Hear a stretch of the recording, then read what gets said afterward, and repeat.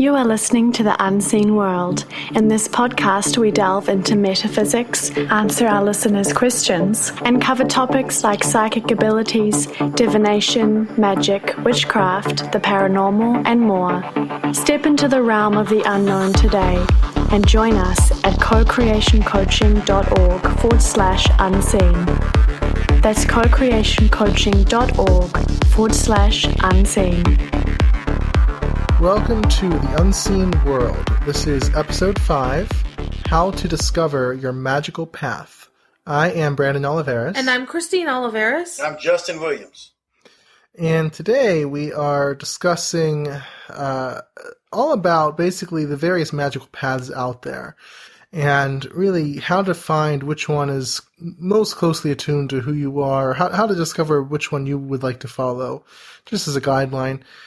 Before we go into that, let me make some announcements. If you would like to see today's show notes or read the transcript or make a comment on the podcast, we always love comments. You can go to cocreationcoaching.org/unseen005. And if you would like to ask a question for the Unseen World, you can go to cocreationcoaching.org/ask/unseen. I can't believe it seems like so long as we started it back in January. We're only on episode 5. It's because we do it every 2 weeks. I know, but it's just so slow. So this topic, I was racking my brain trying to come up with a topic last week, and I asked the universe sort of like, okay, hey, I need to come up with a topic for the Unseen World. I have no problem with Co-Create Your Life, Law of Attraction. I've been writing about for a year and a half now. But, I was trying to figure out a topic for this one. And then, as it always happens with the universe, I started kind of randomly finding things that were of interest. I started, looking into differences between, the occult and witchcraft and magic and ceremonial magic and all these things. Really trying to label myself. Because, I've been trying to figure out exactly who I am as a magical user, and where I belong on that path. Because there's so many different, there's Wicca, there's witchcraft, there's paganism isn't really, it's more of a religion than a magical path, but, there's the occult, ceremonial magic, chaos magic, all sorts of different paths. And I wasn't really quite sure where I fit, so I started doing some research on that, and it brought up a lot of interesting things, so I thought, well, that's probably a good topic, actually. Great. Yeah, we're all sort of trying to figure out where we fit on this whole thing. So that's what we're going to be talking about today, and we're going to be talking about 3 general distinctions of magic, at least. The first one is low magic versus high magic, plus a few misfits like chaos magic. The right-hand path versus the left-hand path, and white magic versus black magic, and any other random colors that might be introduced. Red and yellow and... So those are the major distinctions, and we'll be talking about sub-distinctions, subcategories of those two, and, what defines those. Justin, you're my guy on low magic, more or less, so you're going to be taking it up there. I'm the high magic person, and... otherwise, we'll figure things out. So, Justin, you were making an observation prior to the podcast about labels, and I thought that was really interesting because we were talking about, even though, for me, I don't want a very specific label, but Justin and I both agreed, it's useful to have some sort of label at least, some kind of basis, some sort of foundation. You don't have to say, I'm specifically Wiccan, I'm specifically, ceremonial magic of the Golden Dawn tradition, or I'm specifically shamanistic or something like that. You don't have to necessarily do that, but at least to have an idea of who you are, what your principles are, what path you follow, just to know where you're coming from. Mm-hmm. You want to know where you're going to get your power from, your base, Right. Because all of this stuff looks high magic, and all of this stuff is really cool when you have it, when you have time when you're just sort of messing with it. But when you have to get something done, or when the chips are down and you got an issue at work, or you've got something going on in your life, whether it's with your girlfriend or, just with whatever group you're dealing with, where can you go and get results right then? Where under pressure, what can you automatically go to and know that it works? Not something you got to hang around and mess with and draw out. What can you do? And Right. That's what your label is for. It's a kind of an internal thing that makes itself external, so that when you have to get something done, you can get it to work. Right. Exactly. Because without it, you got all this hodgepodge stuff. Yeah, it might work from time to time, but when you need it, you have to know where you're going to get your power from. Not that you can't blend it, but where you get it from. Right. Exactly. So I think that's a really important distinction to make, just so you know where you're coming from. So, and a lot of people, especially in co-creation coaching, might be coming from just the basic law of attraction standpoint. And I'll kind of mention where I see law of attraction, where it sits in all of this later. But it still is useful to know, how do you see magic? We have these law of attraction principles, and you follow whoever you follow. My teachings are Abraham Hicks or Seth or Napoleon Hill or Neville Goddard or whoever. But how does that... I'm sorry? Brandon Olivares. That's what I said for myself.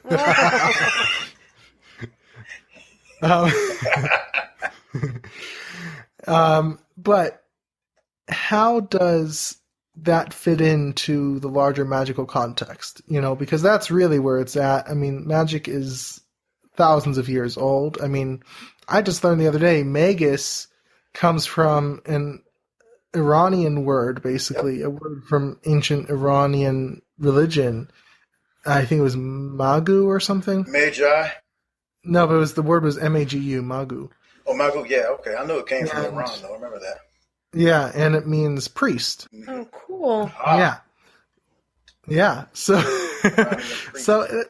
and that's from like thousands of years ago. I mean, so this is like pre-Christian times, right? So this stuff is ancient. It goes back to, ancient Egypt, Babylon. It goes way far back, right? So it's, as I've said before, the law of attraction is more of a recent newcomer on the scene, but you have to see where you fit into the larger magical context, just so you know what you're doing, and how you can maybe add to your practice and how it all fits in. So the first distinction, as I mentioned, low magic, high magic, some other odd assortments, chaos magic, whatever. We'll discuss that later. So low magic, I want to say with all of these, these distinctions are kind of different with each person. Depends who you ask, sort of thing. There are some general distinctions, some general qualities that they share, but I'm going to try to give an overview of them. Okay, so like low magic and high magic, it can be easy to kind of fall into the illusion that it's a ranking scale. It's not like high magic is better than low magic, or one's more powerful than the other. It's not anything like that. It's just really, so what happened basically? Let me just give a brief history. Low magic is probably better defined as folk magic. Mm-hmm. Absolutely. Okay. That's your basic, let's say peasant or someone just in the village, just living everyday life, who just wants to make things work. You have your love spells, you have your, money spells, you have whatever, you just want to make things work, right? That's your basic low magic. And it's not a lower form. It's just, that's how it was classified. And some people might disagree with, but just because it sounds, oh, that's only low magic, And some high magicians, to be fair, can have that kind of arrogant, oh yeah, that's just low magic, Mm-hmm. But, it's not that at all. So, low magic includes basically, witchcraft, I would include shamanism, any of those kind of native sort of traditions. Voodoo. Justin, you can speak to that one. The voodoo is a religion, though. Right, So, but the so magical it's and it's a traditions, little bit. I'd say tends towards low magic, right, but right, it's sort of a blend. But it's right. the one that I think you would want to mention would be hoodoo, conjure. Voodoo. That Right, is right. probably a better definition of low magic than voodoo would be. Right. Hoodoo, or they call it conjure, is true folk magic, and that's Yeah. very effective. Yeah. That's low magic. But whatever you don't call anyone who does hoodoo a witch, because they're different and they don't like that. But Do they have a negative connotation of absolutely, witch? a lot of them do. So I would be, but hoodoo and then witchcraft, like some of the fire traditions, Right. would be, some of the fire traditions and some of the Indo-European old magic traditions that are of the common class. Yeah. The other word for hoodoo and some of the conjurers would be root doctors, or so Right. Yeah. Medicine man, that kind of thing. root doctors. Medicine men would be more shaman. Root Right, doctors, pure as I almost would. Okay. It's really interesting. So that all falls into low magic. Mhm. I'll give the distinctions, then we'll kind of go into the more, categories of low magic later. But high magic now is your more structured. Okay, high magicians. It makes it sound like they're on drugs. Magicians. Magicians of the high magic path. You can also call it ceremonial magic. Were typically, people of the aristocratic class, very highly educated, usually men. Okay? And this isn't just recent. Yes, it's in the last few hundred years, but it also goes back to ancient Greece. All right? This is very, very structured, very ritualistic. They're all about, getting everything just right. The planetary aspects have to be just right, and the symbols have to be just right, and you have to get all the words just right. And, it's very formal, very structured, which is really why I was never able to get into it very much, because it's just so involved, and you need all these tools. And Yes. I mean, your average peasant couldn't afford all those tools. They just worked with what they had, like herbs and whatever, that was right? what they did. That's what they used. Right, but high magicians, they go all out. They get the robes, they get the wands, and the everything. Okay, Mm-hmm. so that is more what they call high magic. It's like a very expansive energy almost. It feels like. And they did it because they had time to do it. They had time to do. Oh yeah, they were typically again aristocrats. They probably didn't have to work very much. They had the free time to just do whatever. And they, again, high magicians can definitely look down at low magicians or, witches or shamans or whatever.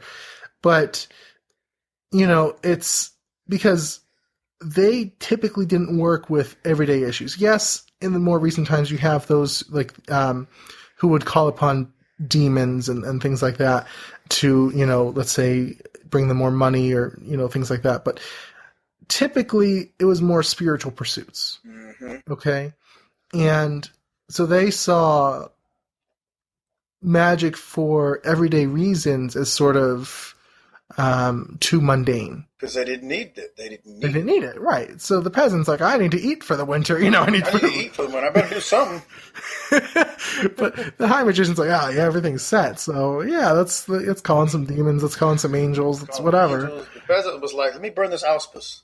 Right, exactly. So that's the general distinction between the two, okay? And that's, again, high magic especially started probably back in the ancient Greek period, and there was a renewal of it back in the late 19th century.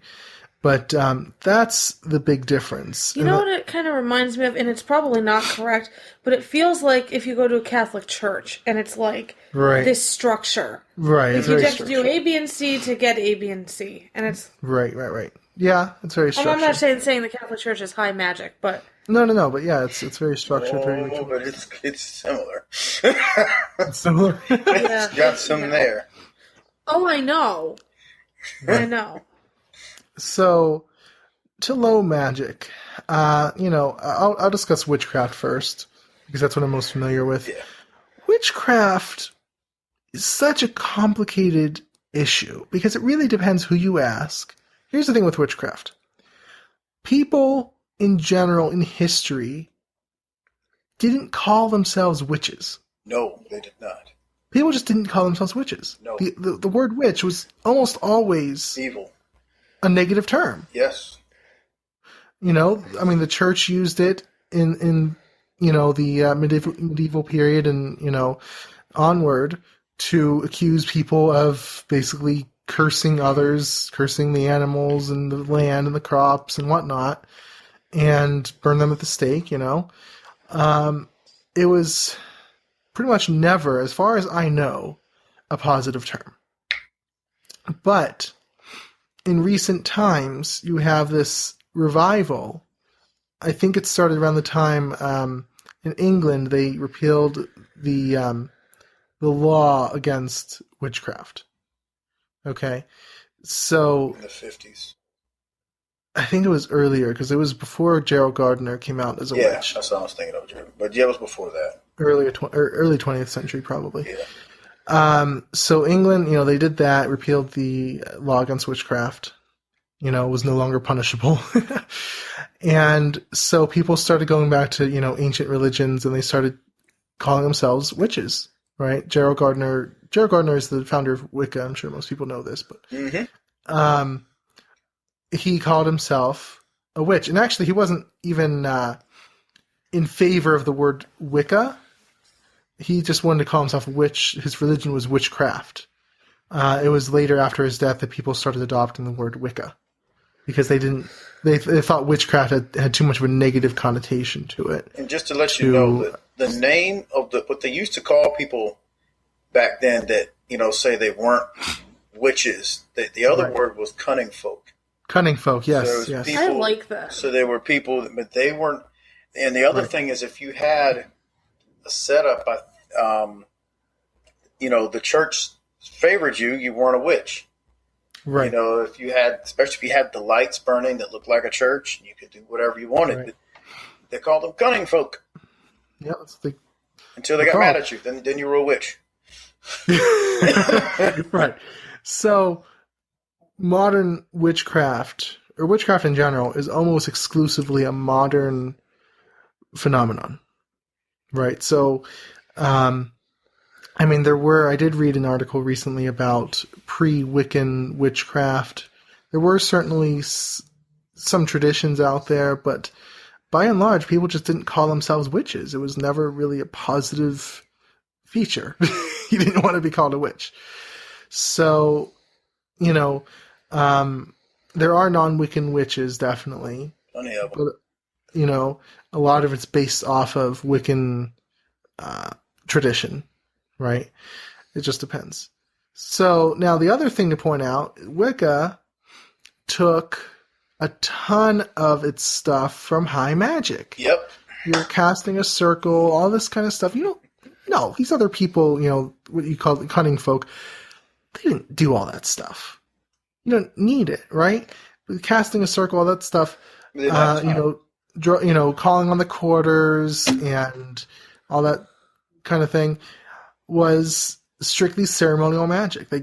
Gerald Gardner was very familiar, very acquainted with Aleister Crowley, which is pretty much the prime, person in ceremonial magic in the early 20th century. So a lot of that stuff came from ceremonial magic. So Wicca, though I would classify as low magic, has extremely high magic roots. And it's a religion. And it's a religion. Right? So it's just its own thing now. It's its own thing. And it's so broad that you can't really, it has certain things that kind of almost all Wiccans have in common. You have the reed, do what you will as long as it harms no one, basically. Which also, by the way, was taken from Crowley. But his thing was, do what thou wilt shall be the whole of the law. But Gerald Gardner wanted to add in kind of a safeguard, as long as it doesn't harm anyone. What was Crowley's do what thou will? Do what thou wilt shall be the whole of the law. Mm. That was his main thing. And the other thing he had was follow your own star. So when you're doing as you will, you follow your own star. And if you're doing that, you shouldn't interfere with anybody else unless they're not following theirs. Right. And the thing is, and this is what Gerald Gardner got kind of mistaken. When Crowley says will, he means the true will. You're, being on your true path. He doesn't mean do whatever you want. That's not what he's saying at all. He's not saying do whatever you want. Because there's no excuse to actually interfere with anyone else's. Exactly. So your true will is like a divine will type thing? Your true will is basically your path. Okay. Higher path. You're meant to do. I wanted to clarify because I wasn't even sure. Sure. So Wicca is sort of in a class of its own, but I would classify it as low magic. Now, I would ask Justin, you're the guy on shamanism. I'll go ahead and describe hoodoo too. Okay, yeah, because I also wanted to ask, what would you see the difference between these other traditions and modern witchcraft besides hoodoo? One big difference. Hoodoo is now this is going to depend on what tradition of the hoodoo you follow and the conjure you follow. In other words, because I've got friends that do different things that mix deities a little bit, but the conjure is very heavily. It's like a combination of, especially if you read some of the other websites, a combination of the African American spirituality with Scottish, German, and Native American spirituality added in. So basically, it's very heavily influenced by the Bible, very heavily Christian based. But I mean, people add their own thing to it. But I'm just going. The basic one is Christian, kind of Bible based. There's roots. They use angels, God, the Father, Son, Holy Spirit, and there's talking to your ancestors. There's talking to spirits in the graveyard. There's, and then the saints aren't really a part of a lot of the basic conjure because a lot of them are like, Baptist priests, not priests, but Baptist, Black Baptist. But basically the saints got in there a little bit later because they really didn't, that's more Catholic. It's just that some people do conjure and they're Catholic, so they use saints. And then there's, the roots and the plants. So it's a little bit different. I don't know how succinct that explanation was because it changes as you go different places. It's not, you might see hoodoo conjurer, but then somebody might throw in some African deities. Well, that's the thing, is that low magic is not formalized. Yeah, it's folk. Like high magic is. It's folk, and that's the whole thing about it, is that it's not, and it is often passed down through families, wasn't it? Yeah. Or a lot of these anyway. A lot of it was actually passed down.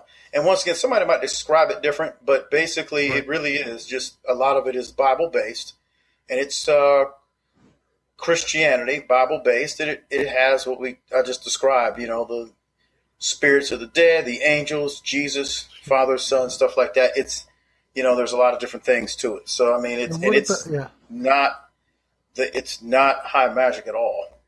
No. Now, somebody might put some high magic in there, but not. That's not what they just. They depend on the Holy Spirit for protection. Right.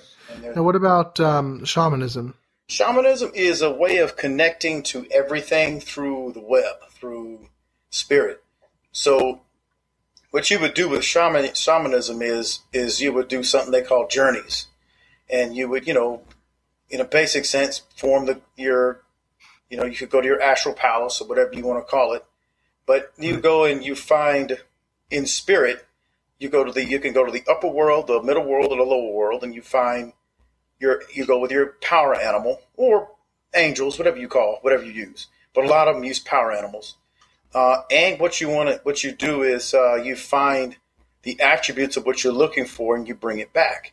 There's a lot of soul retrieval, and there's a lot of roots and plants and animal stuff, animal magic and whatnot.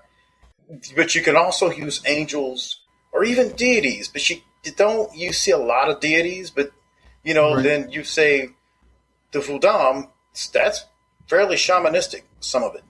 Voodoo is fairly. There's a book called Voodoo Shaman. Actually, I've read it. Oh, cool. So I mean, that's a little bit different than the kind of classical shamanism I'm talking about, but it's shamanism. It's like you go and you journey and you bring back those attributes, or you call those attributes to you. Say the bear, the panther, something like that, and you ask that animal to do a certain thing for you in your life. Sure. Or in someone else's life, or you might find Raven as divinate and use it for divination. But it's connecting to the world through plants and animals and through the spirit of everything around you, through the life force of the rocks and the crystals, everything around you. You use it to connect. It has a life force to it.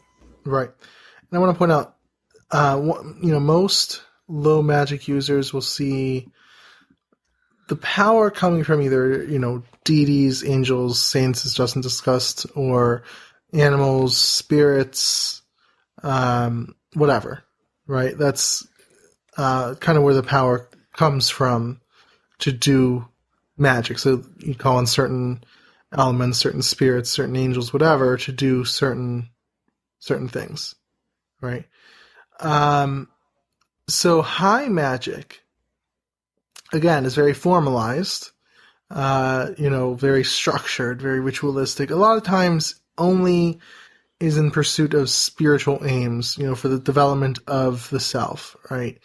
In fact, Crowley said, though I don't think he practiced, that if any ritual was for something mundane, for something other than the annihilation of ego, then it was black magic.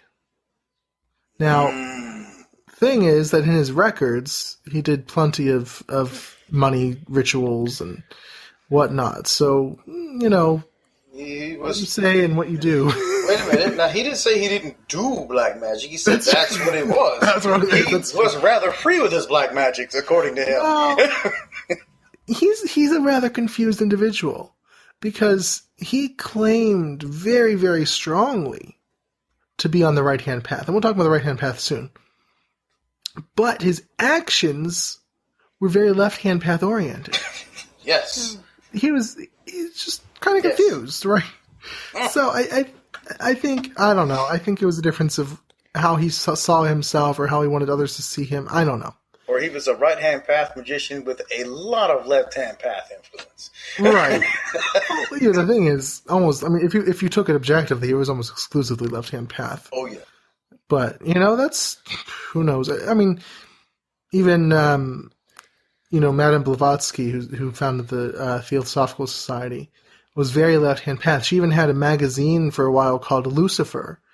Pretty left-hand path right there. But she, again, only claimed to be from the right-hand path.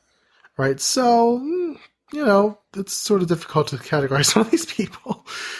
But, so again, ceremonial magic is almost exclusively for spiritual aims. It's usually, you have some kind of higher narrative. And what I mean by that is, let's say in Crowley's system, you have what's called the Great Work. The Great Work is essentially, first, the knowledge and conversation of your holy guardian angel, is what he called it.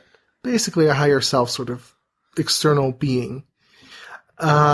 And then to cross the abyss. The abyss is basically this part of the tree of life in Jewish Kabbalah, where, this is the point in magic, it's thought, where, the ego is annihilated, right? You become awakened or whatnot. So the first goal was to basically have a conversation with your holy guardian angel, and then for that angel to guide you to cross the abyss. Okay, that was the aim of Crowley's system. Many of the occult systems of that day as well. The Golden Dawn, now their approach differed. Like the OTO, the Ordo Templi Orientis, was very much into sexual magic. Oh boy. Okay, now that was in their higher degrees. The lower degree members didn't really know that at first, but that's what they were. Before I joined. So that was a good thing or a bad thing. But they were very much into that, right? And so was Crawley. Really, he was very much into that kind of thing too. But again, the aim is self-annihilation and total union with the divine or whatnot. So that is ceremonial magic. Again, it's some kind of narrative, some kind of, my, enlightenment or the great work or ascension or whatever. Okay. It's not just, I need some money. It's not just that, right? It's a greater narrative, a story of the spiritual progress that you're making and that kind of thing. So that's ceremonial magic. Chaos magic. I'm going to have a question real quick about that. Yeah. What's the difference between what Crowley did and what the Golden Dawn did? Well, Crowley he was initiated into the Golden Dawn. And the Golden Dawn, he took a lot from them, a lot of his system. But after a few years, I think he had kind of a falling out with them, a disagreement with them. He kind of went on his own way, discovered his own order. Thelema, yeah, but he also had a magical order. And in 1904, in Cairo, Egypt, he supposedly received information from a being about a new system, which, was Thelema. He called this the new eon, and he was the prophet of the new eon. This, again, this very grandiose kind of teaching, right? It was based on Egyptian mythology, especially Horus and those sorts of gods. So that's how it was. And then he developed his own system. And then he kind of partnered with the OTO later on, and then whatever. But so in general, he took a lot from the Golden Dawn, but he also developed his own system. And he was a very, very individualistic person, so, he had definitely his own ideas. So that would make him left-hand path then. Very left-hand path. Yeah. I mean, he called himself the Beast. The Beast 666. Yeah. Okay? I mean, this is, how he was, right? Yeah, it's just left-hand path, all right. Right, very left-hand path. I have to read some on him, see what he actually, other things he would do. What do you do with that? Right. Now, chaos magic, it was a system developed later on, and basically chaos magic says, all right, look, these rituals, they just work because you believe them. Okay? It's all in your subconscious. Now, chaos magic says the gods are an invention of the subconscious. They're basically archetypes, like Jungian archetypes. All this stuff is just your own projections. Ooh, I don't like that. But you create your own rituals, you do your own thing, and it doesn't really matter. Okay? They're very much into sigils, which is basically a symbol representing your wish that you charge with energy, and then you meditate on it. So it's a very new system, and it's sort of neither high magic nor low magic, but it's, because you can take from either one. You can take from either one. You can kind of do your own thing. I mean, people have, like, if the gods are an invention of your mind, then they can take their own gods, such as Optimus Prime, Okay. And anything, literally anything. So anything like Superman, anything that is a representation of what you want to be. Oh. Okay. So yeah, that's chaos magic. So that's sort of a middle approach. It's very, very much a newer approach. Okay. Now, so that's low magic versus high magic. Now we have the right-hand path versus the left-hand path. Now, I think what kind of kicked this whole thing off for me was I had been thinking for at least a few weeks, if not longer, kind of where I was on this whole spectrum. And I identify more with the left-hand path. Now, before people freak out about that. Oh, no. He's evil! Evil guy all the time. The right-hand path doesn't mean good, and the left-hand path doesn't mean evil. That's not how it is. Plenty of evil has been done on the right-hand path. Plenty of evil. And plenty of good has been done on the left-hand path. Yes. Oh, yes. It's just about your focus. Okay, for example, Christianity is very right-hand path. Because it's all about God's will. But look at all the evils that Christianity has done. Right? So right-hand path can be extremely, extremely evil. Basically what it is what your focus is. Is your focus union with God? Or is it the deification of the self? Okay? That's the basic difference. Is your focus others or self? That doesn't mean selfish versus selfless. There are left-hand path people who can be very kind, very giving, but it's about where does your power come from? Is it that you're serving God and giving yourself over entirely to God and losing your sense of individuality? Or is it that you want to perpetuate your individuality so much that you want to basically rise to the level of a God? Okay, like an ascended master or a literal deity or something. That's the difference. I want to read, I got this book called Lords of the Left-Hand Path. I definitely want to say one thing.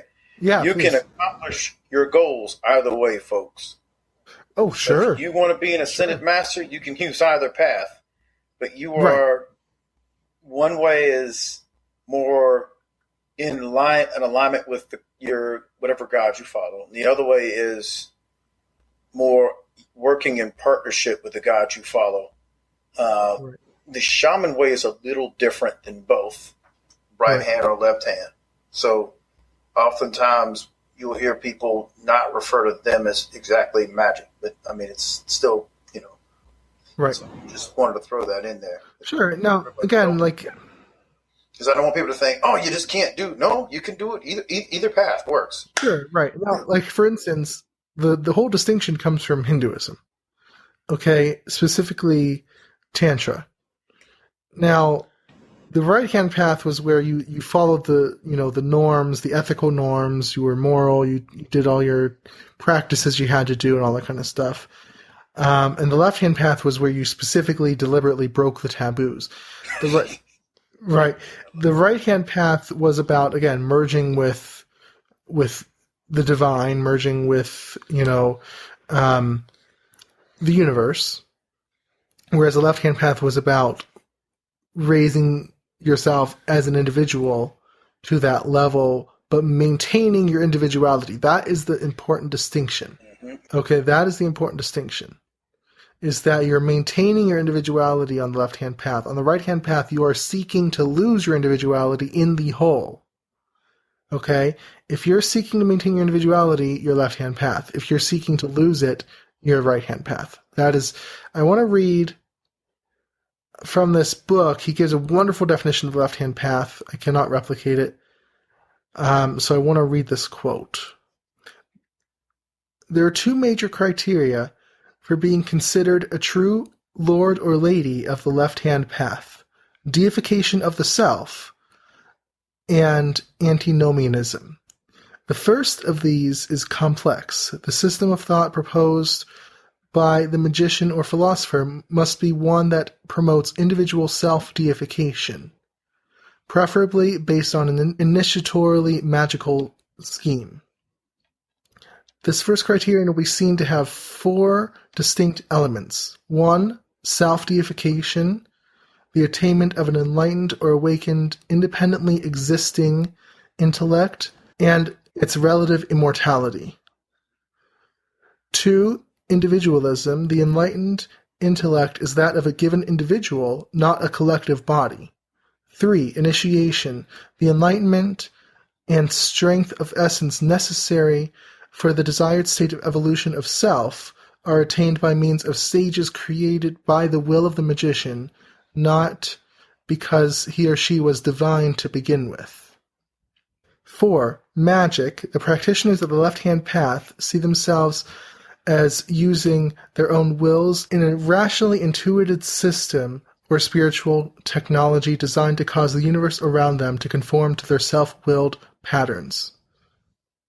So, basically, you're wanting to deify the self, wanting to raise the self to a point of enlightenment or awakening, but keeping your own individuality. You didn't mention antinomianism. Right, and I'm getting there right now. Gotcha. Okay.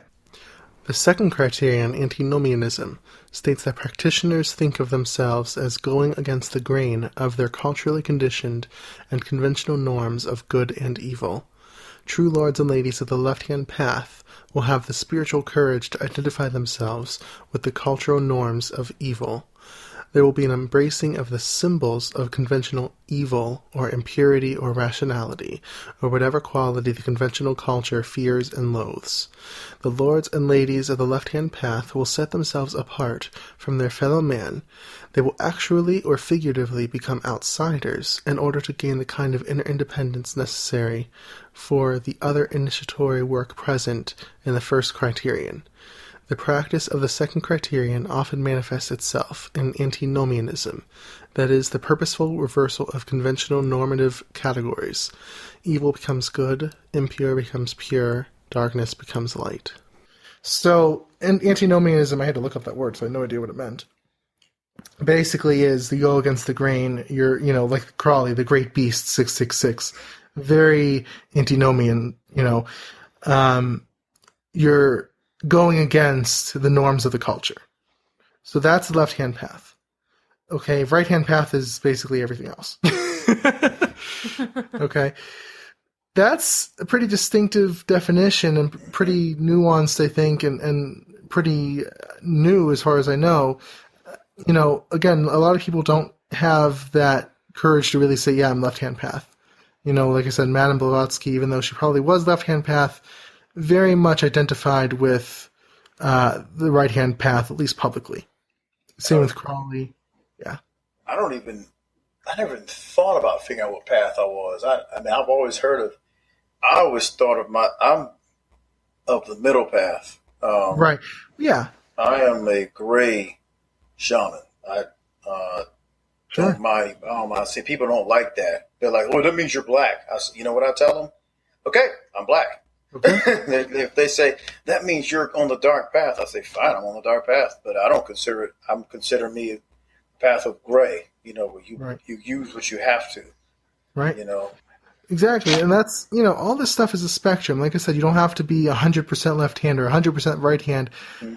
I would consider leaning one way or the other, but then you can use some things from the other path along your way. And you almost have to sometimes. Because I think I'm probably right hand, but most of the time. But you can dark right hand. Because I was reading a book recently, and I'm going to go through it. It's about dragons, and in order to practice in this art, like all of the mess with it,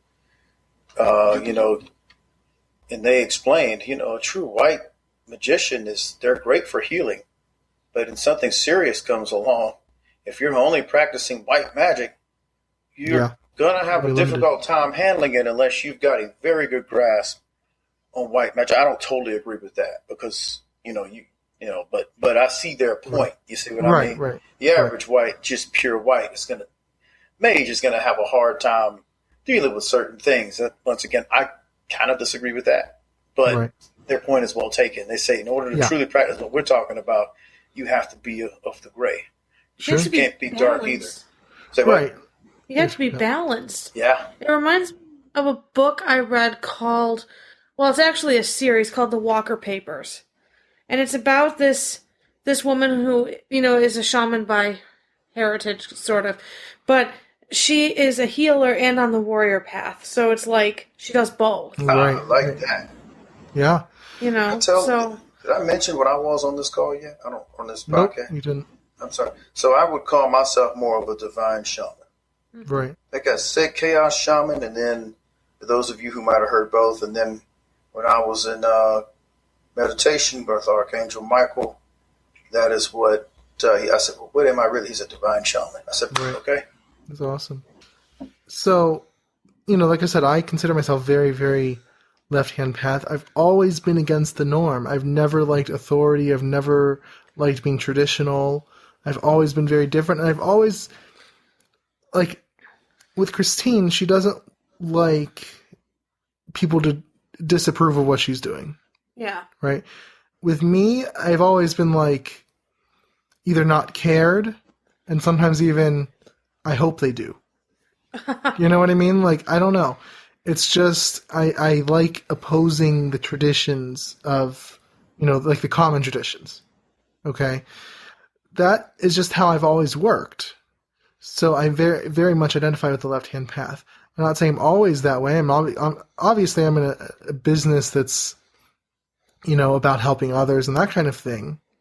But then again, I mean, a lot of the focus of my business is how to get your desires. That's somewhat left-hand path. Somewhat left-hand path. And for the shaman, or at least for me, Yeah. you have to decide. You don't care whether somebody approves or disapproves many times. Exactly. If they approve, great. If they don't, great. Like so that's kind of how the shaman is. Like, he doesn't really oppose it, and he doesn't really go with it. He goes with his spiritual flow. He grounds himself in his with his spiritual allies, and hey, let the rest do what they're going to do. Right. And another thing with left-hand path versus right-hand path, left-hand path is going to be someone who says, I will it. And this is really what I've taught over the last few months. I will it, and therefore it's going to be done. So I kind of see my progress over, since the time I started co-creation coaching in 2015. The first year or so was strictly right-hand path, all about surrendering to the flow of things, surrendering to the divine, to the universe. I mean, back late 2015, early 2016, it was all about, if you go back to my 3 steps of, I call it the effortless manifestation process. Yes. It was all about surrender. Okay, and getting what you want through surrender. Now, after I started working with Hades, which Hades by himself is very antinomian, is he not? He's not. I mean, Hades. Really? Now, Hades was all about compassion It's not right and kindness. So, after I started working with Hades in October, I started, wonders never cease, teaching about the will and your power as an individual to choose what you want.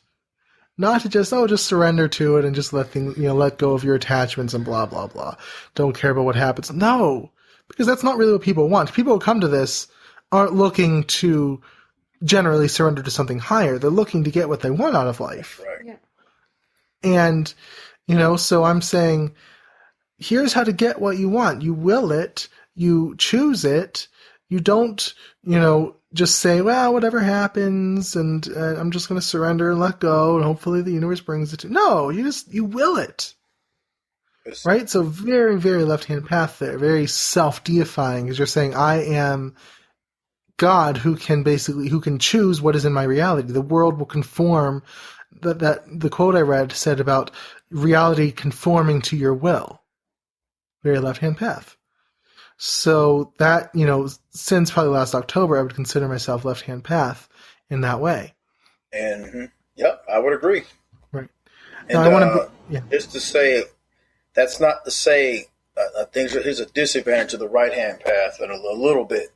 It's not to say that you can't get everything you want there, because you absolutely can, but you do have to be in stronger spiritual alignment a lot of times. So it's more about God's will. You have to be able to perceive the path, the divine path. The higher path. So that's the higher path, or a divine path that leads you to that specific goal. So it's a little bit different. Right. And I think in some respects, it's no less powerful, but in some ways it can be a disadvantage. Some ways it's an advantage. So it just depends. But you have to be a little bit more perceptive. It reminds me, Christine, you might know the source of what I'm talking about. Something, it might have been from a Catholic source or a Christian source.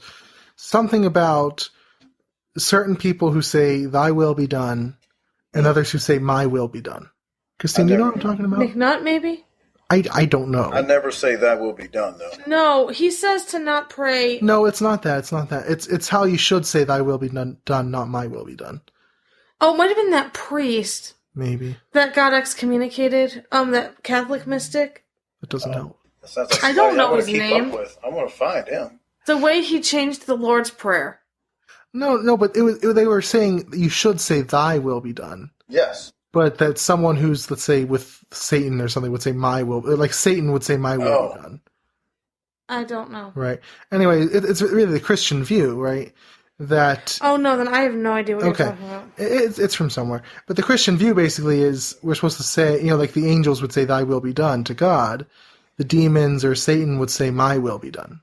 Right? Right. Like there's a story about Padre Pio where, he was he was doing confessions and someone came in and it was actually Satan. And Padre Pio said, kneel. And he said, I don't kneel to anyone. Right? Do you remember that, Kristen? I do. You know that story? Yep. I don't kneel. I don't bend to anyone. Satan said. That's pretty left. That's pretty much what I'm saying. Don't bend to anyone. Don't bend to anyone else's will. It's your own will that matters. Right? So that's how it works. Now, I wanted to mention law of attraction in this because I think a lot of people are afraid of going all the way to really the point where they can actually get what they want. Okay?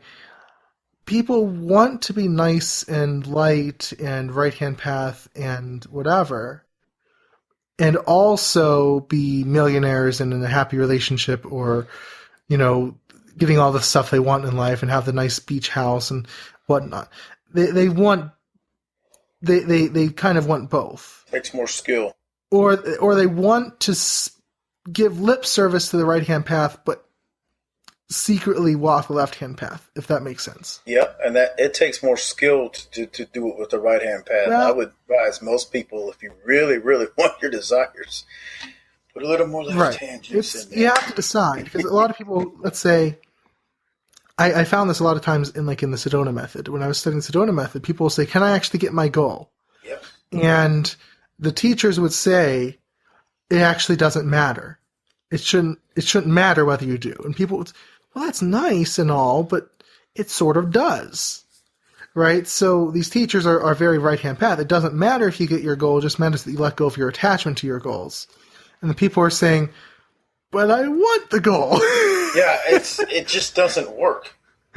Right? Like that. So, and they're trying to merge them. Now, so what I want to say is claim what you are. Neither one is right or wrong. Mm-hmm. Okay? If you want what you want, that's who you are. You can't do that and then give lip service to, I want to, help the world. And they're trying to soothe their own guilt. I want to help the world. I only want money so I can serve others. Oh, come on. No, you don't. No, you don't. I'll say, no. That might be part of it. Some people may be like that, and that may be part of it for others. But if it's not then why you want money, then please don't do that. Right. Because let me tell you, you will not fool God. No, not at all. You will not if fool you want money because you want to buy a brand new car and you want to go on vacation around the world, and you don't want to give $1 of it to charity, that's your right. Then do it, yeah. That's your choice, but that's a very left-hand path. But embrace it. Embrace it. Embrace who you are. You're not going to do evil stuff. No, you don't. Just don't break any universal laws, and you'll be okay. Right, exactly. And you can't anyway because it would backfire on you. And universal laws. By the way, don't worry about it. Universal laws are not geared towards the right-hand path. It's not. God's not saying, "Oh, this guy's following the left-hand path. He's in trouble." It's too bad. You know, no one's... No, he's not doing that. Your spirit guides, your higher self, your gods, or the gods aren't judging you because you're walking one path or the other. It doesn't matter in the grand scheme of things. It just matters what you want. You have to have the boldness to walk your path. Right? You have to have the boldness to walk your path. If you really just want to do what you want to do, that is okay. But you have to embrace it, because and this is why, again, know who you are, like we said in the beginning. If you're trying kind of secretly to walk the left-hand path, but also give lip service to the right-hand path, your energy is split. You cut your power. And you're not wholly behind where you are. And I think this is why a lot of people have trouble with the law of attraction, because they won't actually get behind what they actually want. Right? And admit it's just a desire. It's not for some higher good or something. Right? We had a commenter a while ago who kept saying, "Oh yeah, you can't get what you want unless it serves the higher good." Yes, you can. Yes, you can. Unless you give to charity, unless it's you adopt. I never knew about this orphans person. and I saw this dude. Yeah. Yeah. I don't remember who it was, but I saw. Yeah. I saw him. I don't remember who it was. Right. Yeah, yes, you can. It's not popular, but yes, you can. Yeah, So my focus is, look, if you want what you want, admit that's what it is and go for it. Choose it. Don't give me this stuff about I'm going to be detached from my goal and whatnot. No. You want your goal, you go for it, you choose it, you will it. Your will is what counts if you're on the left-hand path, because you're your own god. Doesn't mean you don't work with gods. I work with Hades, obviously, and Hecate and whatnot. But my will is my will, right? And reality is going to conform to that. So that's what it's all about. So you want to admit where you are and go for it. Now, last distinction, real quick, white magic versus black magic. Another tricky one, because the common definition is white magic is stuff that doesn't do harm, black magic is stuff that does harm. Absolutely not quite true. The author of this book, The Lords of the Left-Hand Path, defines it basically as right-hand path white magic, left-hand path black magic, but it's not a bad thing either way. I don't know. I define it as either that there is no distinction, or, like I've said before, that you're going against the flow. Now, when I say go against the flow, it doesn't mean you can't have what you want. That's not. But there's a certain way of getting there. Like, okay, if you want to drive to the store, white magic is following the roads that are already existing. Black magic is crashing through the forest. This is going to be great. Black magic is an Houses, adventure. maybe. Just crashing through all the walls, through the I'm houses. going to smash up everything. Like, I like that. you can get to the store either way. It's not bad, though. It's black magic. Well, you got one chance to do that. Right. But, white magic is, okay, I'm actually going to drive down the road and get there that way safely. And black magic is, you know what? I'm just going to crash through and do it anyway. That's how I define it, right? You can do it that way, but it's going to hurt. And other people. And other people, right. I mean, you may or may not care about that, but it's going to hurt you for sure. Like, white people that do white magic also do curses. Yeah. They have to. They can. They can. They can. So I was watching a show the other day. Christine likes my watching God. this Obsession Dark Desire is called. And it's about these guys mostly who stalk these women, and You should see Brandon. He gets so scared. I get so creeped out. But the guy was so evil. And at the end, he gets in prison for 5 years. And I said, that is a case where I would perform a curse, because for a while, like, the police weren't getting him. They were just sort of sitting on their hands and saying, can't really do anything. And I'm like, that's where I would do a curse. Well, see, here's the thing. What people don't get it is, if you are justified you can actually do what you have to. You can curse someone if you're justified, Right. By either your culture that you follow, the tradition you follow, Right. or if you're in line with the higher universal laws. This is when it's really good to have a tradition on your side, though. Exactly. Because if you're in trouble, Hades can intercede with the universe for you. You can say, the Hades will say, okay, Brandon is under my protection, and he is doing this according to my will, and this is how I align with the universe, so this is okay. Now, as long as you don't go too far for the situation, you're fine.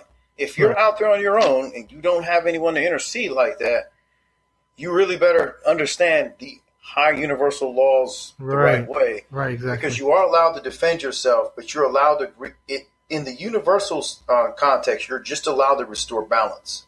Yeah. In, say, for example, conjure, or with, say, another tradition, it doesn't really matter, whatever tradition, you do whatever that tradition says you're allowed to do. Right. You are, as long as you are justified under your auspices, you're okay. Now, you got to be, this depends on some stuff. So that's not a complete blanket permission to go and do, but that's kind of how that works. And then at that point, that's not against the flow. Exactly. Right. So yeah, I would see white magic as using let's say the path of least resistance, the path that gets there. So let's say if I'm wanting money, a path of least resistance might be working more, winning the lottery, someone giving it to me. You may have to move. Right. You may or find another job. Right. Getting another, if you're doing freelancing, getting another project or something like that, getting another client, whatever. Black magic would be like, I'm just going to go rob a bank.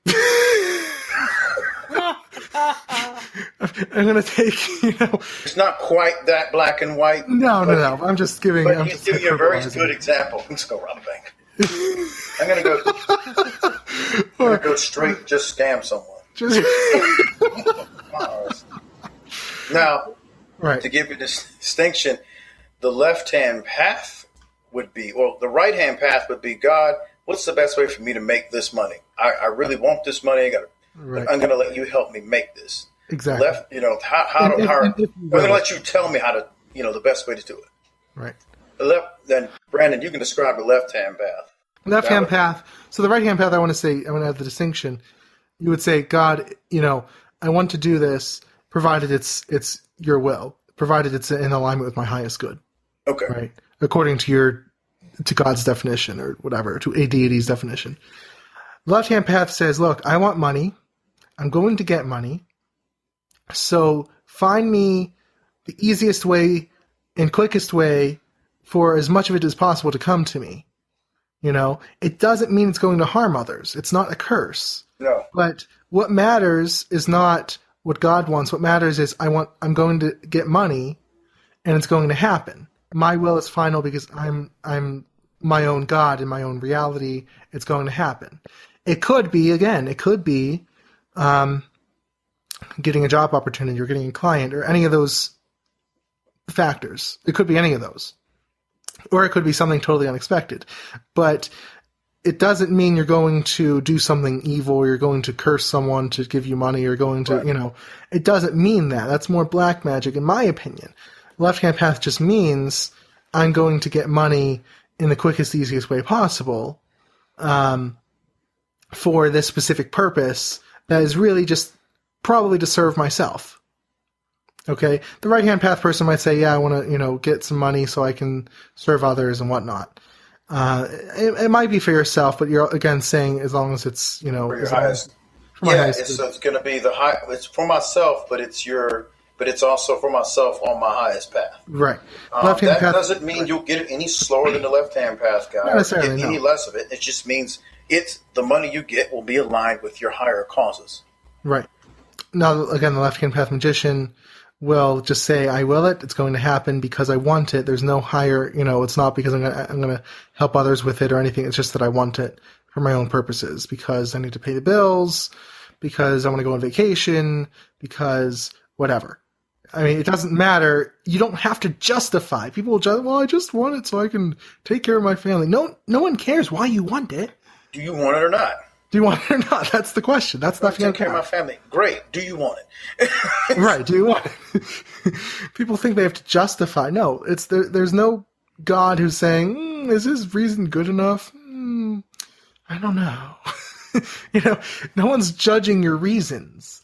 That doesn't matter. Only really a right-hand path magician would care about the reasons.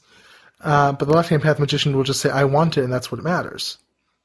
So that's the difference. And hopefully that outlines the difference between right-hand path, left-hand path, and white magic and black magic. You can do white magic on the left-hand path for sure. And you can do, black magic on the right-hand path. Sure. You can also be a right-hand path practitioner and use left-hand path methodology or something, and vice versa. Yeah, it's not an all or nothing. What is that? A train? That's a fire truck with a horn riding by my house. Oh, Had nothing to do with. I had nothing to do. I did not cause that to happen. No, I know. I don't think. Maybe I don't think. Anyway, so hopefully those distinctions make sense. I think that was a very useful discussion about all the distinctions, and that was really cool. Like I said, the big thing to get out of this: want what you want, follow the path you follow unapologetically. Yeah, that's really what matters in all of this. See what path matches you the best, not because you think it's the highest, most moral path, but because it's the path you want to follow. Right? The other stuff doesn't matter. Who cares? So that's what you have to do. So I hope that this makes sense to everyone. I think it was a really good discussion. I appreciate, Justin, you giving your input, because again, you're kind of the low magic guy. Yeah. You're most familiar with that path. I'm not too much, besides witchcraft. Again, witchcraft is kind of mixed in all with high magic too, so it's sort of, it's sort of all mixed up. Of course, today, then, what did I do? When I got up this morning, I did the lesser vanishing ritual of the pentagram when I got up. That's awesome. So, by the way, for those who might not know, that's a high magic ritual. High magic ritual. I'm a low magic guy. Hey, mix and match. Mix and match. That's how you do it. That's how you do it.